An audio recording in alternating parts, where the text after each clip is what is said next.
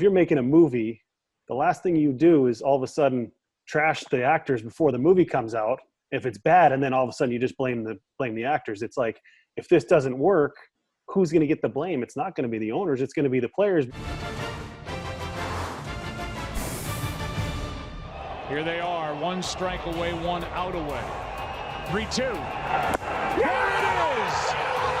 The Washington Nationals are world champions for the first time in franchise history. It is hard to believe that the final out registered in the World Series was almost 7 months ago, and we have yet to see real Major League Baseball played until that day when the Washington Nationals won the first World Series in that city since 1924. A wild card team of all things during a wild postseason 2019. But here we are in 2020, and we're awaiting opening day, and there are many believing that it will come at some point. So let's discuss the prospects of what we may or may not see with Joe Siddall, my regular partner on Blue Jay Central, and so good to have from his home in Minneapolis, Justin Morneau, the most valuable player in the American League back in 2006 and a regular contributor to Sportsnet. First to you, Justin. We know that the negotiations between the players and the owners is changing almost by the hour. But it's believed at some point in the early stages that what the owners were thinking as how they would like to proceed with an agreement was leaked to the media to gain an edge. If you're a current player and you know that, how do you feel about that? Well, it's frustrating because you see these things come across, and now we've got information, available by the minute, and somebody sends out a tweet, and then all of a sudden you're getting a text message from somebody else, and they're going, "Is this true? Did this really happen?" Because all the guys I've sent stuff out to, when I see this information come across, I'll text somebody who's still playing and say, "Hey, what do you think about this? Is this real?" And they say, "We haven't seen anything." So it's really frustrating for the players. It's almost like they feel like the league sends this out to get public opinion on it, and then it kind of backs the players into a corner and it puts them in a bad position. It's so interesting to me what baseball does, because if you're making a movie, the last thing you do is all of a sudden trash the actors before the movie comes out if it's bad, and then all of a sudden you just blame the actors. It's like, if this doesn't work, who's going to get the blame? It's not going to be the owners, it's going to be the players, because what they appear to release early is reasonable, and it seems like, okay, yeah, the players should be able to do that. But number one, if there was an agreement already in place, the players don't feel like they should have to go back and renegotiating something that was already believed to be done and true. And then the other thing is, you're sitting there going, all right, is it worth the risk? Am I, what I'm seeing is true? And do I have to talk to my family and everybody else? There's so many other factors that go into it. But, everyone in the end, the owners and the players, want to play baseball. And you hope that everyone's able to come together on something that works for everyone, because it would be a good distraction for everyone to have. Well, it seems there's common ground right now on safety procedures. Financially, though, they still seem to be at a little bit of a distance. Joe, to you on this, and I heard Tom Glavine, the Hall of Famer, suggest that if baseball owners and players cannot come to some kind of an agreement to play, regardless of why that happens, eventually public opinion will suggest that it's the players who are at fault for not having a season. He said no matter what they do, the public will always blame the players. Do you buy that? I do buy that, Jamie. And I think as a former player going through the 94 strike, I remember back to that time, and it just feels from then until now, it hasn't changed, that the perception of fans is that owners are very smart. They're intelligent business people, and that's how they've earned a lot of their money. Whereas the athletes are greedy jocks, and that's all they know how to do is play a game for millions of dollars. It's very unfortunate for the player side, and that's not sympathy to the players. I think players understand the position that they're in. But when you hear some of those things, as you just talked to Justin about in terms of information getting leaked out, that just fuels the fire. And it's not fair, it's not right, but it continues to happen. And we know it's been decades now that the players and owners have had this relationship where the players just don't trust the owners. And this is one of those sports where they don't have to open their books. They don't have to show their revenues and expenses. And that plays right into the owner's hands. So there's been that distrust. We saw the collusion back in the 80s. We had the strike again in 94, and it's been better.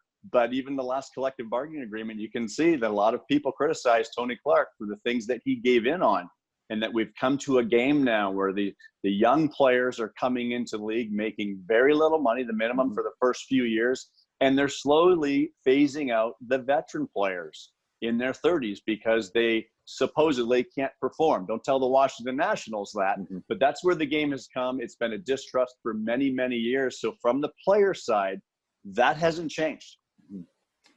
I'd like you both to weigh in on this, and Justin, we'll begin with you. The Players Union, as you well know, is made up of all kinds of different earners, shall we say. Mike Trout's made more money than he'll ever need at this point in his career, so missing a season might not be a big deal to him. And yet there's the other player who has trouble staying at the major league level that's trying to earn a living in some way. What do you think that level, we often call them the 4A player, what do you think that member of the union is going through right now? It's a tough place to be in as a player, because I think you want to play, you want to show that you belong, and this might be the only opportunity you get. So you look at it, but you have to look at it another way. I look at it as the perspective of the young player that we talked about, as coming into the league, making the minimum. And yes, I know that's more money than most people make, but your career is short.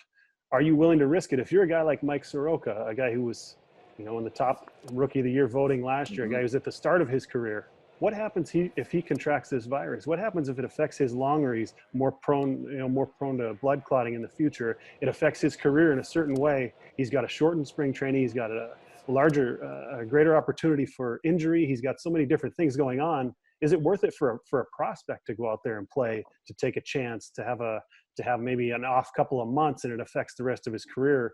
Or does he look at it and go, okay, if I sit out here, I'm going to have a normal spring training, I'm going to have a regular year, I'm going to be a year closer to arbitration, I'm going to be a year closer to free agency. There are some things there, and I'm not saying this is a positive of coming out of this, but I mean, you can look at it that way and say, okay, is the risk of health and my family and all the people around me worth making minimum wage if I get another year closer to arbitration when players are being compensated adequately compared to their peers? If you're a very valuable player, you're making the minimum for 3 years. Is it worth your health and affecting the rest of your life, not only your career, but your long-term health, which we don't know any of that right now?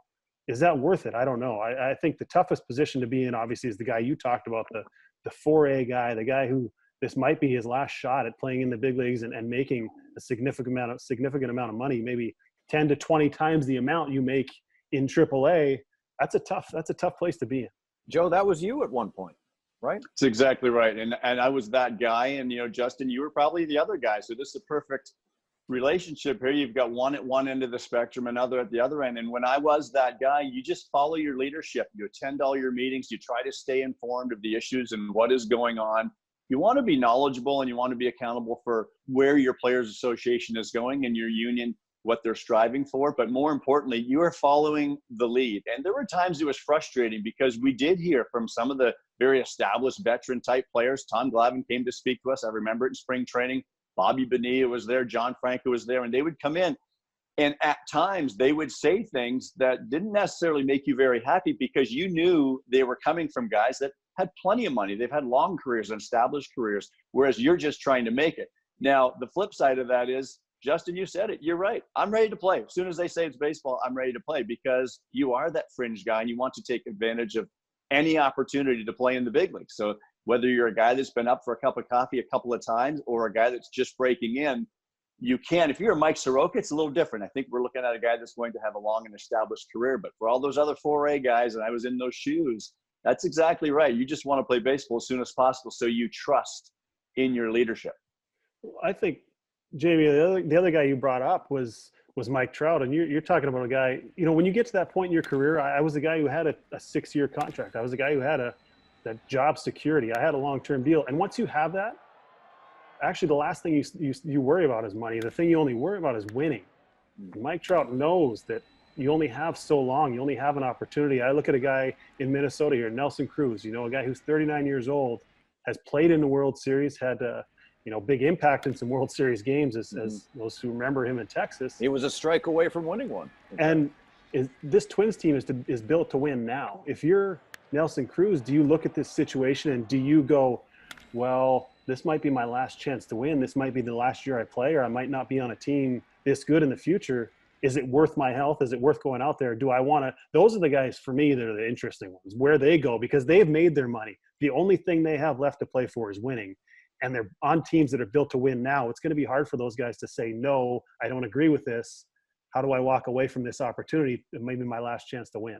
Joe, if there is a season, you will not see a designated hitter. You will see a designated hitter for National League teams. And it's believed that at some point in the near future, you will always see the DH in the National League. And therefore, a tradition that has been part of that league for well over a century will subside, if not cease. Is this something you're comfortable with? Do you think this is long overdue?